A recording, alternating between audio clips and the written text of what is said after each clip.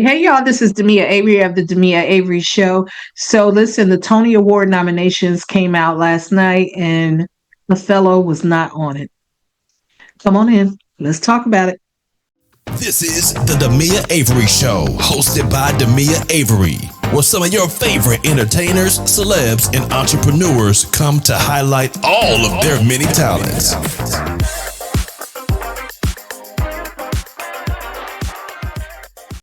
Hello, everyone. This is Demia Avery of the Demia Avery Show. Thank you once again for joining me on today's entertainment report. We got just a little bit to report today, but it should be very interesting. And make sure you guys hit that subscribe button, hit that like and share, and we're going to get right into it. So, yesterday, if you may or may not know, they announced the nominations for the Tony Awards. And y'all, I am so disappointed. I am so disappointed that Fellow was not on that list. I could not believe I could not believe it. So I'm just going to read you some of what I researched about it. It says here that, like I reported before, that the adaptation of Shakespearean tragedy sold over 2.8 million tickets during its first full week and has become the highest grossing Broadway play ever. How do you do that and still not at least get the nomination? I mean, I can see if you don't win for whatever the reasons are, maybe another play was just better. I don't know. But to not get nominated, I guess I don't understand. But okay, so um Kandi had said, well, y'all, I guess this must have been on her social media. She said Othello didn't get the well, I can't talk. The Tony nomination. She says, of course, she's disappointed, but she's still proud to be a part of the phenomenal production. She said every time she watches the cast, she's blown away and she's inspired. You know what, Candy? Thank you for keeping it classy because you could have been, you could have took this a whole different direction and made it about something else. And I'm glad that she didn't. And I'm glad that she just, took it on the chin and just said, we did an awesome job. So shout out to Candy and her husband, of course, that was help with the production team. Well, was the production team and some others, and also to all the people that were involved. Of course, Denzel was the lead on that, and Jake Gyllenhaal. So, so sorry about that, man. And it just doesn't make sense to me. So, tell me what you guys think about it. What's your opinion on the whole thing? So, let's get into the second story. So Lizzo took to her Instagram page yesterday, and as you guys may know, that she launched a swimsuit brand clothing line, and it's called, I'm gonna make sure I say it right, Yitty, Yitty. And she did a video. I like it. I like it. I love the pieces that she has. And speaking from a plus size woman myself, I thought it looked good. I thought it looked good. I haven't yet been bold enough to get into a two-piece yet, but she makes me like, okay, well, she can do that. I can do that, but I think she looks good. I think she looks good, but as far as how she looks, I think she looks good, but I actually like the pieces that she has on. Um, I'm gonna show some pieces here so you guys can take a look. What do y'all think? I think it looks good on her, but it comes not without criticism. So of course I saw some people, I went around and looked at different places on the internet, and of course there are going to be some people that have some different opinions.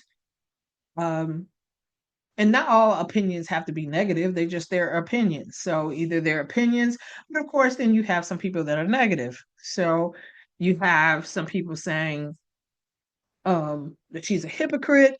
because when Lizzo first came out, she was all about the big woman, the big beautiful woman, um, and we should love ourselves. I think losing weight is not loving yourself anymore. I mean, it should cancel out her movement. Because first of all, she's still a plus size woman, number one. And even if she lost weight, I don't think the message should be lost. I think it's still the same message. Because, especially when you get older, your weight goes up and down, up and down, up and down. So just trying to love yourself and love everything about yourself in those ebbs and flows, is hard enough. It's hard enough. So, I don't know the reason why she lost weight, and there's people that say different things. But if it was for health reasons, I'm not going to tell her that she needs to remain bigger, because I want to feel better about myself. That should be my choice. So if it's for health reasons, she's still a plus size woman. She still looks beautiful. And then there's the people that saw her in the sorry guys, I was eating peanut. um I saw a couple comments where people were saying, she shouldn't be wearing that swimsuit because she still is not super fit. She's flabby and she has all those rolls and stuff like that. I'm like, miss me with all that. If she's confident in what she's wearing, and I think she still looks good. And honestly, in this age of social media, when things are filtered and um, touched up and everything else, you can't believe half the stuff that you see on these cameras. Because I'm not above filters either. Look, it is what it is. If I want to cover, and I've said this before, if I want to cover a wrinkle or something like that, I don't mind, take that wrinkle off right there.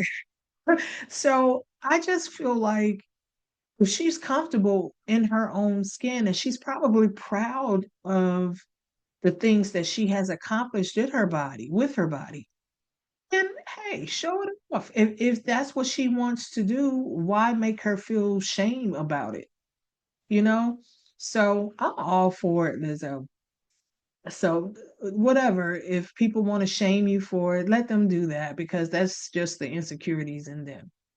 So if they want to feel better about themselves a different type of way, then let them go do that. But you guys be a little kinder to people. Be a little kinder to people. You don't know what struggle she has to go through. You don't, she's out there in the public eye. And we're in the public every day and have to deal with people nitpicking at us every day. Can you imagine what she's like, under the public scrutiny? And yes, she chose that life, but it's still not easy. So, whatever. I'm with you, Lizzo. I love the line so far as, what I've seen so far. So, congratulations to her and all the women that wear the clothing and wear what they want in confidence. So, I'm here for it. All right. So, lastly, I have a question for you guys after I report this. So, you guys know the Diddy trial is coming up next week because everybody's reporting. Um, I checked out CNN and CNN. Well, let me read you guys this. So, of course, the trial is going forward. They're doing all the selections for the jurors coming up on, is it Monday, Tuesday, or early part of next week. It says Diddy's former sexual partners, you know what sexual means, a business associate and a male sex worker are amongst the witnesses expected to testify at his criminal trial, multiple sources tell CNN. At least four witnesses who are expected to testify against Combs at his federal criminal trial starting next week are accusers who may have already filed civil suits against the embattled music mogul. The witness list has not been made public, but three individuals familiar with the case spoke to CNN in private. It goes on to say the central witness, of course, is Cassie Ventura, and the singer and ex-girlfriend of Combs, who's chosen to testify under her real name. which is Cassandra Ventura. The judge has allowed the other alleged victims to use secret identities. So they're just going to be named victim one, victim two, victim three, victim four. A number of supporting witnesses will also testify as government witnesses to corroborate the accounts of the key witnesses or to provide other relevant information at trial, sources say. Among those supporting witnesses expected to testify is a male SMEX worker who is seen in explicit videos of Combs' so-called freak-offs, according to one source who said additional SMEX workers may testify in the trial. That's going to be a trip. Friend of Ventura's will also take the stand, according to another source, and testify about some of their own claims of violence by Combs. So this is going to be something crazy. This is going to be crazy. But my question to you is, do you think this should be televised? I don't know if they're going to, if the judge is going to allow cameras in there. Some people say they think it should be televised. Um, some people say it shouldn't. I don't know. I mean, I would love it for it to be because I would want to be able to report it to you guys. Or maybe be just a little bit nosy. But um hmm, I don't know if it would be televised because of the nature of all of the videos and things like that. And it's really freaky, y'all. And then the fact that there's going to be, I'm assuming, other high profile people involved in this case.